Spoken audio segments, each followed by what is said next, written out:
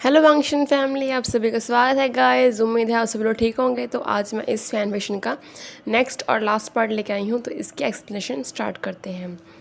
वेंग और आयुन जो थे वो मतलब कि उसे कज़न के पास कैद थे। उसे वेंग कज़न ने उन दोनों को पकड़ लिया था और आयुन को थोड़ा ज़ख्मी कर दिया था, क्योंकि आयुन जो था वो अपनी मदर को बचाने की ट्राई कर रहा था, क्योंकि अभी वेंग के पास उतनी कोई पावर्स नहीं थी और उसकी पावर जागृत भी नहीं हुई थी, क्योंकि उसके पास बहुत कम पावर थी। एक तो पहले ही वो ह्यूमन बॉडी में उसका रीबर्थ हुआ था, ऊपर से उसके पास सिर्फ कुछ स्पेल्स थे जो वो कर सकता था, उसके अलावा कुछ उसको और कुछ नहीं आया था। तो इसलिए, और ना ही उसको मार्शल आर्ट वगैरह ट्रेनिंग आती थी कि वो आयुन को बचा सके या खुद को सेव कर सके। तो इसीलिए आयुन जो था वो ज़ख्मी हो गया था अपनी मदर को बचाते हुए, और उसके कज़न ने उन दोनों को पकड़ लिया था। और वो वेन से कहता है कि तुम्हें मेरा काम करना होगा, नहीं तो तुम्हें पता ही है मैं तुम्हारे बेटे के साथ क्या करूँगा, और मुझे इतना तो पता है कि तुम अपने बेटे से कितना प्यार करते हो। तो जो होता है वो आयु ने गला पकड़ लेता, तो वेन कहता है प्लीज़ छोड़ दो उसे, तुम जो कहोगे मैं करूँगा, तुम चाहे मेरी जान ले लो पर उसे छोड़ दो, मैं तुम्हारी सारी बातें मानूंगा। तो फिर वो कहता है चलो ठीक है, तो फिर चलो चलते हैं।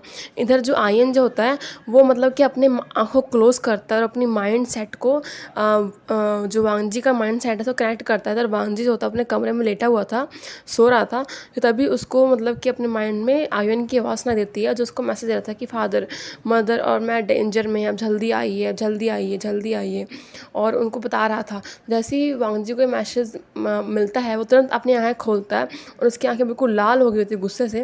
वो तुरंत उठता है, अपने स्वॉर्ड को निकालता है और तैयार होकर अपने सैनिकों के साथ हेवन की तरफ हमला कर देता है।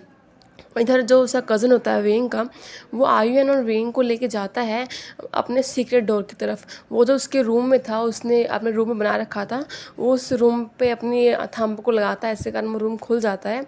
और तो फिर वो वेंग, उसने आयुन को पकड़ा हुआ था और वेंग को आगे आगे धक्का दे रहा था, और वो सीढ़ियों से काफ़ी अंदर तक जाते हैं, अंदर तक। और वेंग अपने मन में प्रे कर रहा था काश वांगजी यहाँ पे आ जाए और वो हमें बचा ले, नहीं तो पता नहीं है क्या ही करेगा।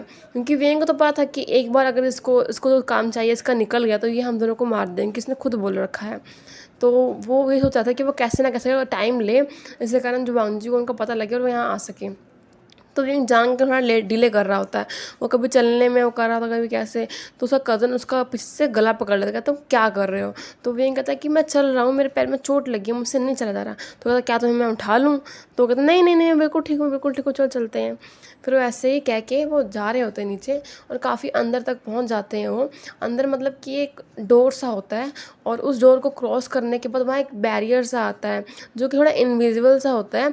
पर जैसे ही बाकी सैनिक जो होते हैं उस बैरियर के पास जाते हैं वो जल के मर जाते हैं। तो वो कहता है कि देखा तुमने ये बैरियर, इस बैरियर को सिर्फ और सिर्फ तुम तोड़ सकते हो, तुम्हारे अलावा कोई नहीं तोड़ सकता, तो जल्दी से इस बैरियर को तोड़ो। तो वेंग कहता है पर मुझे क्या पता कैसे तोड़ना है, मुझे तो नहीं पता, मैं तो अभी भी अपनी याददाश्त में आया हूँ, मुझे तो पता ही नहीं ये बैरियर किस चीज़ का है। तो कहता है ये बैरियर तुम्हारी मदर ने बनाया था, और ये जो वेपन है ये भी तुम्हारी मदर ने बनाया था, वो भी तुम्हारे लिए, ताकि जब कभी कोई ऐसी सिचुएशन पड़े कि जब पूरी दुनिया तुम्हारे खिलाफ हो जाए, या तुम्हें किसी को हराना हो, या फिर तुम्हें खुद अपनी मदर से लड़ाई करनी हो, तो तुम इस वेपन का यूज़ कर सको। तब वेंग को याद आता है कि उसकी जो मदर थी वो इतनी बुरी भी नहीं थी, उसने अपनी मदर से नफ़रत किया था, बट कभी भी उसकी मदर ने उसे नफ़रत नहीं किया। उसने जो कुछ भी किया उसके भले के लिए किया था, और आज भी उसने उसके भले का सोच के उसने इतना कुछ किया था, और जो कुछ भी किया धरा है उसके इस मक्कार कज़न भाई का किया हुआ है। वो अपने मन में अपनी माँ को लेकर सोच रहा था।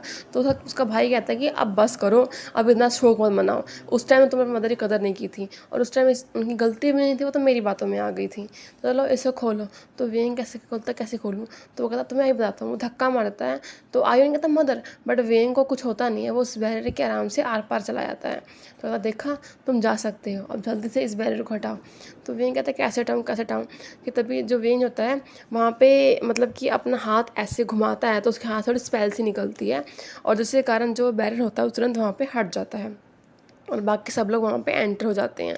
और फिर वहाँ पे रास्ता सा बना होता है, वो लोग एक एक करके उस रास्ते को पार करते हैं और वहाँ तक पहुँच जाते हैं जहाँ पे जो स्वॉर्ड थी वो अंदर गड़ी हुई थी काफ़ी अंदर तक, और वहाँ पे जाने के लिए 3-4 बैरियर्स है जिनको पार करके जाना था। तो जो उसका कज़न होता है वो आयोनिक गले पे अपनी स्वॉर्ड रख लेता है, कहता है कि अब तुम जाओगे, अगर तुमने एक भी गलती किया, डिले किया, तो याद रखना मैं अपनी स्वॉर्ड घुमाने में बिल्कुल डिले नहीं करूँगा और तुम्हारी बेटे की गर्दन यहीं सामने पड़ी होगी तुम्हारे। तो कहता नहीं नहीं तुम इसे कुछ मत करना, मैं जा रहा हूँ, मैं जा रहा हूँ। तो आयन कहता कि पर मदर ये बहुत डेंजरस है, आप मत जाओ। तो वो कहता नहीं तुम्हें, मुझे कुछ नहीं होगा आयन, तुम वैसे ही रहो। इधर आयन जो होता है बार बार अपने फादर से फिर से कांटेक्ट करने की कोशिश कर रहा होता है, पर इस टाइम उसका माइंड जो होता है वो काफ़ी बेचैन होता है, इसी कारण वो कांटेक्ट नहीं कर पा रहा होता है।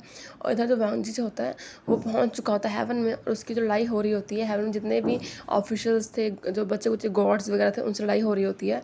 उसको पता था कि उसका जो परिवार मुसीबत में है, तो इसलिए उनको बचाने जा रहा था वो। इधर जो वेंज होता है एक एक करके सभी बैरियर्स को पार कर देता है और पार करके स्वॉर्ड के पास पहुंच जाता है। तो उसका जो कज़न कहता है कि जल्दी से स्वॉर्ड को निकालो। तो वो कहता है कि हाँ मैं निकाल रहा हूँ, पर जैसे ही उस पर हाथ रखता है उसकी स्वॉर्ड निकल नहीं रही होती है। तो वो कहता है कि ये स्वॉर्ड निकल क्यों नहीं रही, तुमने तो बोला था सिर्फ मैं ही निकाल सकता हूँ। तो कहता है हाँ तुम निकाल सकते हो, पर तो कहता है पर निकल नहीं रही। तो कहता है कि मुझे लगता है कि शायद इसको तुम्हारी ब्लड लाइन का पता नहीं लगा, क्योंकि तुमने इस टाइम रीबर्थ ले रखा है ना। तो वो कहता मतलब तो मैं क्या करूँ। तो कहता है करना क्या है, अपने हाथ पे कट लगाओ और अपना ब्लड डालो इसके ऊपर, ताकि इसको तुम्हारी ब्लड की खुशबू पता लगे और तुम्हें और तुम्हारे ब्लड के अंदर जो तुम्हारे अंश हैं उसको जान के तुम्हें पहचान सके। तो कहता क्या मैं अपना हाथ काटूँ, नहीं पर मुझसे ये नहीं होगा। तो कहता अच्छा तुम नहीं काटोगे तो ठीक है, मैं इसकी गर्दन काट देता हूँ। ऐसा करके वो हल्की सी तलवार उसके गले पे रखता है, उससे गले से हल्का सा खून निकलता। तो वेंग तुरंत पैनिक हो जाता है, वो तुरंत अपने पास से जो नाइफ निकाल के बिना किसी देरी के अपने हाथ पे एक तेज़ कट लगा लेता है और उसका जो ब्लड होता है उस स्वॉर्ड पे डालता है। और जिसके कारण वो स्वॉर्ड होती है वो ऑटोमेटिकली ऊपर आ जाती है, और वेंग होता है उस हाथ से उस स्वॉर्ड को पकड़ लेता है। और जैसे उसको पकड़ता है उसकी पूरी बॉडी में फ्लैश चमक चमक आ जाती है, मतलब कि जो स्वॉर्ड होती है अपने मालिक को पहचान लेती है और वेंग का काफ़ी पावर आ जाती है। वेंग एक टाइम सोचता है क्यों ना वो इस स्वॉर्ड का यूज़ करके इसको मार के अपने बेटे को बचा ले, पर वो देखता है कि उसकी जो स्वॉर्ड होती है वो आयुन के अंदर काफ़ी गड़ी हुई है गले से, उसके गले से थोड़ा थोड़ा खून भी बह रहा है। तो उसे कहता है कि तुम छोड़ दो उसे, मैंने स्वॉर्ड निकाल ली है ना। तो कहता है हाँ तो मैं निकाल ली है, मैं छोड़ दूंगा, ऐसा करो मेरे पास आओ, स्वॉर्ड दो और अपना बेटा ले जाओ। पर अगर तुमने कोई भी चालाकी की ना तो तुम्हें पता ही है स्वॉर्ड कितनी अंदर तक जा सकती है। तो मैं कहता नहीं नहीं मैं नहीं करूँगा। ऐसा है कि वो बहुत आराम से आता है, उसको स्वॉर्ड देता है और एक हाथ से उसको आयु ने गला पकड़ के उसको अपने पास खींच के तो उसको हक कर लेता है। और वो उसका कज़न होता है स्वॉर्ड को ले खुश होता है और उस स्वॉर्ड को घुमाता है। उससे कारण जितनी भी स्वॉर्ड की पावर्स होती हैं वो उसके अंदर आ जाती हैं और उसकी पूरी बॉडी में वही चमक आने लगता है जो वेंग की बॉडी में थी, और बिल्कुल वो लाइट मान ले जाता है, उसकी आंखें भी चमकने लग जाती हैं और उसके बालों से भी रोशनी निकल रही होती है। वो कहता है कि बहुत पावर है इसके अंदर, मैं बहुत अच्छा फील कर रहा हूँ। और वेंग ने जो आयन को पकड़ा हुआ था और उसके गले पे उसने हाथ रखा हुआ था, उसे कहता एकदम ठीक तो हो। तो कहता कि हाँ मैं ठीक हूँ मदर, मैं ठीक हूँ, ऐसे कह रहा होता है। और वेंग जो था उसने अपने बेटे को संभाला हुआ था। तभी वो कहता है तुम्हारा शुक्रिया वेंग, और तुम्हारी ज़रूरत यहीं तक थी, अब मैं चाहता कि तुम इससे ज़्यादा मेरी लाइफ में इंटरफेयर करो। वैसे भी अब मुझे तुम्हें ख़त्म करना होगा कि तुम्हारा काम ख़त्म हो चुका है, मुझे तुम्हारी कोई ज़रूरत नहीं है, तुम मेरे लिए वेस्ट हो। और वैसे ही मैं वेस्ट मटेरियल को अपने पास नहीं रखता हूँ, और तुम्हें और तुम्हारे बेटे को मारने का मुझे तुम्हारे पति को तो मारना है। ऐसा करके वो अपनी तलवार घुमाता है और तो वेंज होता है अपने बेटे को कस के पकड़ लेता है। तभी जैसे उसकी तरफ वार करता है कि तभी एक दूसरी तलवार का जो वार होता है वो उसको आके लगता है उसकी स्वॉर्ड को, और वो वार वहीं फेल हो जाता है। सभी देखते हैं कि और कोई नहीं वांगजी होता है। वांगजी वहाँ आ जाता है और आके अपनी जब फैमिली को बताता है तो वेंग उसको देख खुश होता है, कहता है वांग जी तुम आ गए। तो वांग जी कहता है कि तुम पीछे ही रहो वेंग, आयन का ख्याल रखो क्योंकि आयन ज़ख्मी होता है। कहता है हाँ मैं इसका ख्याल रख रहा हूँ। उसके बाद उन दोनों की बहुत फाइट होती है और उसका जो कज़न होता है वो हंस रहा होता है डेवली और कह रहा होता है चलो अच्छा है तुम अपने आप ही आ गए, वैसे भी मुझे तुम्हें ढूंढना नहीं पड़ा, मुझे इतनी मुश्किल नहीं हुई, अब तुम तीनों के साथ यहीं पर ख़त्म कर, तुम तीनों की कब्र यहीं मैं बनाऊँगा और पूरे वर्ल्ड पे राज करूँगा। अच्छी बात तो मैं यहीं पे आ गई वांग जी, तूने मेरा काम ईजी किया है, मैं बहुत खुश हूँ। तो उन दोनों की बहुत ज़बरदस्त फाइट चल रही होती है, तो वांग जी ने अपनी पूरी पावर का इस्तेमाल कर दिया होता है उसे लड़ने के लिए, पर उसको कोई असर ही नहीं हो रहा था क्योंकि उसके पास इतनी ज़्यादा पावर थी जिसके सामने वांग जी की पावर भी वांग जी की डार्क पावर्स होती हैं ड्रैगन वाली, वो सब फेल हो रही होती हैं और वो वांग जी पर बहुत भारी पड़ रहा था। और वेंग ये देख रहा था कि वांग जी कैसे पिट रहा होता है उससे, और वांग जी फिर भी अपनी आँख तक लड़ रहा होता है। वो काफ़ी ज़ख्मी हो चुका था फिर भी वो फाइट कर रहा होता है, और वेंग और जो आयन होते हैं वो अपने देख रहे थे वांग जी की कंडीशन को। तो आखिर में क्या होता है कि वो जो उसका कज़न होता है वो स्वॉर्ड जो वांग जी के साइड स्टमक के आर पार कर देता है। इसके कारण वांग जी काफ़ी ज़ख्मी हो जाता है और जब वो उसको निकालता है तो वांग जी काफ़ी दूर जाके गिरता है और उसके मुंह से बहुत ब्लीडिंग हो रही होती है। तो वेंग होता है तुरंत भागता हो जाता है वांग जी के पास और जाकर उसको पकड़ लेता है। वांग जी इतना ज़ख्मी हो चुका था कि उससे खड़ा भी नहीं हुआ जा रहा होता है। तो वेंग कहता है कि तुम ठीक हो वांग जी, तुम ठीक हो, तुम्हें कुछ तो नहीं हुआ। तो वांग जी कहता है कि मैं ठीक हूँ, मैं ठीक हूँ। फिर वो ऐसे कहता है वेंग को कि वेंग तुम ऐसा करो, मैं ऐसे ज़्यादा समय तक रोक नहीं पाऊँगा, आयुन को यहाँ से लो और तुरंत निकल जाओ, तुरंत यहाँ से दूर चले जाओ, मैं ऐसे नहीं रोक पाऊँगा, नहीं हम सब मारे जाएंगे। तो वेंग कहता है मैं ऐसा नहीं करूँगा, मैं एक बार तो मैं मर चुका हूँ, इस बार मैं तुम्हें नहीं बनने दूँगा, अगर इस बार मरना है तो मैं तुम्हारे साथ मरूँगा, मैं तुम्हें अपने दूर नहीं जाने दूँगा। तो एक बार आयुन के बारे में सोचा था। तो फिर वेंग देता है आयुन की तरफ और कहता है, वेंग जो होता है वो अपनी अपनी मतलब कि स्पेल भेजता है वेंग की आयुन की तरफ और कहता है कि आयुन इस स्पेल का यूज़ करो और तुरंत यहाँ से दूर चले जाओ, मैं और तुम्हारे फादर इसे रोकते हैं, जाओ यहाँ से। जब आयुन ये बात सुनता है कि उसके जो फादर मदर होते हैं वो उसको दूर भेज रहे हैं और खुद मरने को तैयार है, तो आयुन को गुस्सा आता है, उसको बुरा लगता है कि क्या फिर से वो अपने बिना माता पिता के रह जाएगा। उसने इतने साल अपने बिना माँ के गुजारे, अब वो उन दोनों के बिना रहेगा। उसको बहुत बुरा लग रहा होता है, वो कुछ नहीं कर रहा होता। तो वेंग कहता है तुमने सुना नहीं आयुन जो मैंने बोला, तुरंत जाओ यहाँ से। आयन चुपचाप वहाँ खड़ा होता है कि तभी उसका जो कज़न होता है वेंग कहता है कि अच्छा अगर तुम्हें इसके साथ मरने की इतनी इच्छा है, तुम्हारी इच्छा को मैं अभी पूरा कर देता हूँ। ऐसे कह के वो अपने स्वॉर्ड घुमा रहा होता है। तो वांग जी तो बहुत ज़ख्मी होता है, तो वेंग क्या करता है, वो खुद वांग जी के आगे आ जाता है और कहता है कि इस बार मैं वांग जी को कुछ नहीं होने दूंगा, तुम्हें जो करना है मेरे साथ करो। ऐसा है कि वो वांग जी के आगे आ जाता है। और आयुन जब इन चीज़ों को देख रहा था कि उसकी मदर और फादर की जान खतरे में, अब वो नहीं बच पाएंगे, तो पता नहीं क्यों आयुन के जो अंदर की शक्तियाँ होती हैं वो जागृत होने लग जाती हैं। और जैसे ही वो स्वॉर्ड का वार करता है कि तब भी एक धुड़ुम सी आवाज़ होती है और देखते हैं कि एक बहुत पावर से जो उसका कज़न होता है दूर जाए गिरता है। और तभी वेंग वांग जी की नज़र पड़ती है आयोन की तरफ, जो कि पूरा बदल चुका होता है, उसका रूप बदल चुका होता है, उसके सींग आ चुके होते हैं, उसके विंग्स निकल चुकी होती हैं, उसकी बॉडी बिल्कुल चेंज हो गई होती है, उसकी आंखें रेड गोल्डन हो गई होती हैं, उसका पूरा ऑरा ब्लैक ब्लू रेड बिल्कुल ऐसा हो गया होता है, ऐसे एनर्जी निकल रही होती है उसकी बॉडी से। और उसकी जो वॉइस होती है काफ़ी हैवी हो गई होती है और वो कह रहा होता है कि तुम्हारी इतनी हिम्मत, तुम्हारी इतनी हिम्मत कि तुम मेरे पेरेंट्स को कुछ करोगे, तुम्हें मैं अभी बताता हूँ।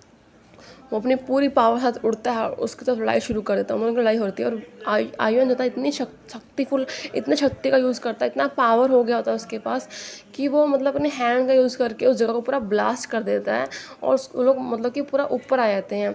और ऊपर वहाँ पे सब देखते हैं कि वहाँ पे जो डायमंड्स होते हैं और हेवंस के लोग होते हैं आपस में लड़ रहे होते हैं। पर जब वो लोग आयुन को देखते हैं तो वो सब कहते हैं कि भविष्यवाणी सच होगी, भविष्यवाणी सच होगी, वो मसीहा, वो पर्सन आ गया जो हेवन और डीमन वर्ल्ड दोनों पर जीतेगा, दोनों पे राज करेगा, भविष्यवाणी सच होगी। ऐसा कह के वो मतलब कि उसके आगे झुक जाते हैं सभी के सभी, अपनी लड़ाई को रोक के उसके पैरों के तले सब अपना सिर झुकाते हैं और उसको मतलब कि अपना लॉर्ड लॉर्ड कहने लग जाते हैं। और तो ये देखे उसका कज़न होता है वेंग गुस्सा करते हुए कहता है कि तुम लोगों का लॉर्ड मैं हूँ, ये नहीं है, तुम लोगों की हिम्मत कैसे हुई इसके सामने झुकने की, मेरे सामने झुको, मेरे पास ये डेडली वेपन है, इसके पास नहीं है। तो पर कोई उसकी बात सुन नहीं रहा था, तो वो आयोन के ऊपर हमला करता है, पर आयोन को कुछ होता ही नहीं उस हमले से।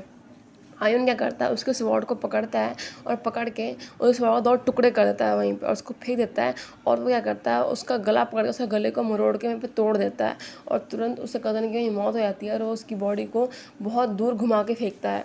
तो ये देख के सब डर जाते हैं कि वो कितना ज़्यादा गुस्से में है और उसका गुस्सा सच में इतना ज़्यादा होता है कि वो देख नहीं रहा था किस पे हमला कर रहा है किस पे नहीं कर रहा। वो अपने मुंह से कभी आग निकाल रहा था, कभी बिजलियाँ निकाल रहा होता है, सभी लोग भाग रहे होते हैं, डर रहे होते हैं, उसके पूरे बादल काले हो गए होते हैं, बहुत गुस्से में होता है। तो वांग जी कहता है वेन को कि वेंग हमें उसे शांत कराना होगा, नहीं वो सब कुछ तबाह कर देगा, वो तीनों लोगों को तबाह कर देगा, वो बहुत गुस्से में है, चलना होगा वेंग। वेंग कहता है कि हाँ वांग जी। तो वो वांग जी को कैरी करता है अपने शोल्डर्स में, उसको हाथ रख के, और जाते हैं आयुन के पास। आयुन आसपास उड़ रहा होता है और तबाही मचा रहा होता है। तो वेंग उसको बुलाता है जैसे, कहता है आयुन ये मैं हूँ आयुन। तो ये वांग जी उसको कहता है आयुन। तभी आयुन की नज़र पड़ती है अपने फादर मदर के ऊपर, देखता है कि वांग जी बहुत ज़ख्मी होता है, उससे खून निकल रहा होता है। तो आयन जो होता है तुरंत वहाँ पे आता है, तो अपने फादर मदर के पास तो जो वेंग होता है उससे गले पे हाथ रखता हुआ कहता है कि आयुन ये मैं हूँ, देखो अपने होश में आओ, होश में आओ। तभी वो देखता है ध्यान से और उसका गुस्सा होता है शांत हो जाता है और वो अपने नॉर्मल रूप में आ जाता है बिल्कुल। और वो देखता है कि वो बिल्कुल ठीक हो गया था और तुरंत अपने मदर फादर को हक करता कहता है आप ठीक तो हैं।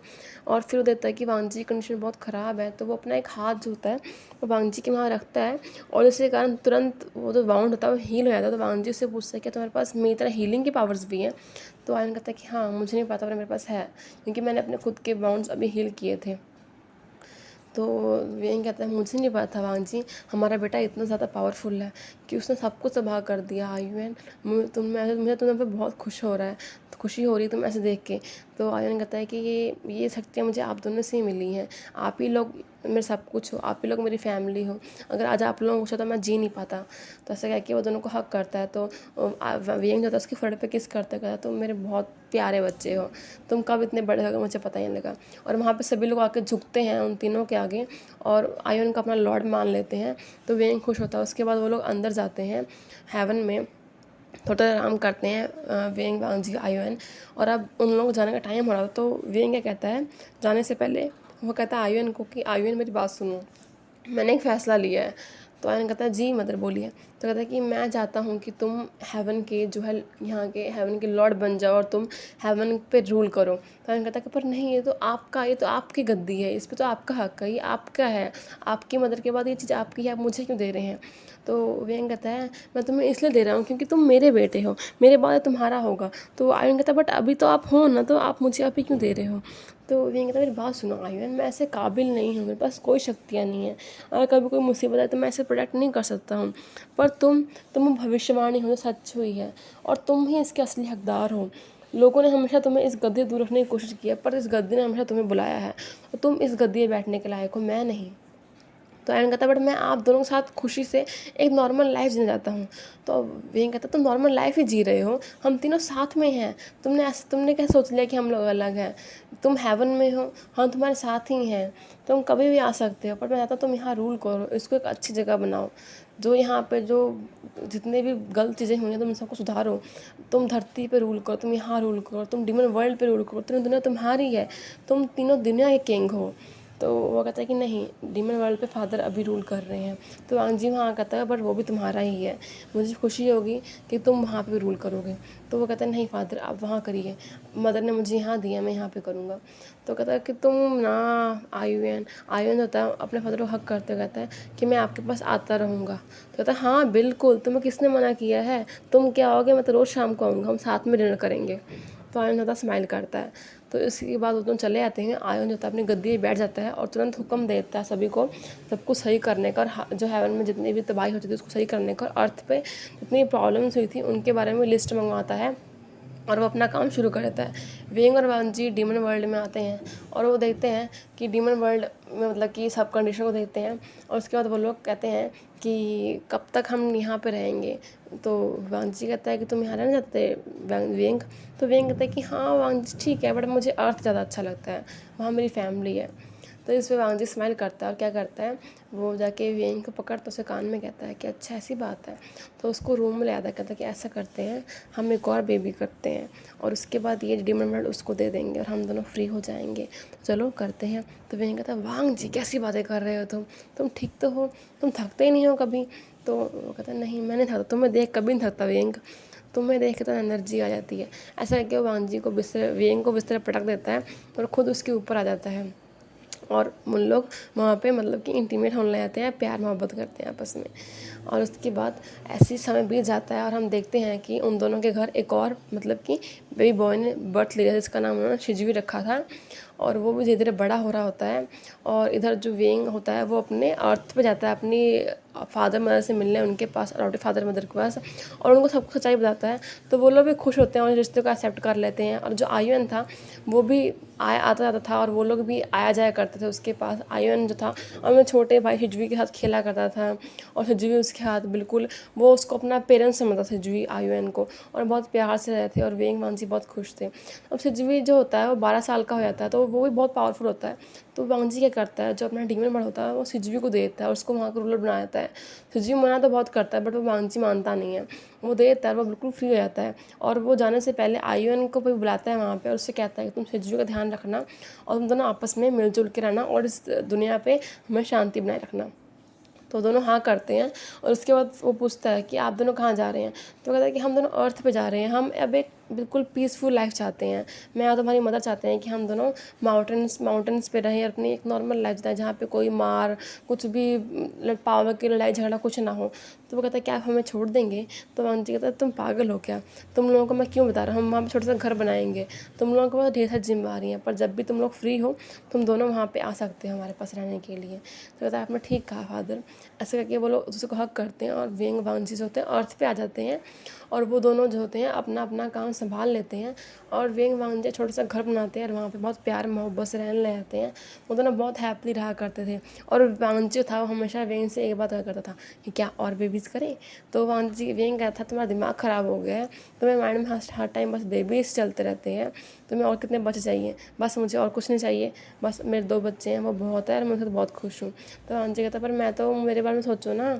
तो वेंग कहता तुम चुप रहो। ऐसे ही वो लोग आपस में नोक-झोंक कर रहे होते हैं। तो इस फैन फिक्शन की जो होती है हैप्पी एंडिंग हो जाती है। उम्मीद है आपको फैन फिक्शन अच्छा लगा हो। तो प्लीज़ चैनल को सब्सक्राइब कर लीजिए, लाइक कर लीजिए और कमेंट्स कीजिए। मैं नेक्स्ट फैन फिक्शन बहुत जल्दी लेके आऊँगी। उम्मीद है आपको वो भी अच्छा लगेगा।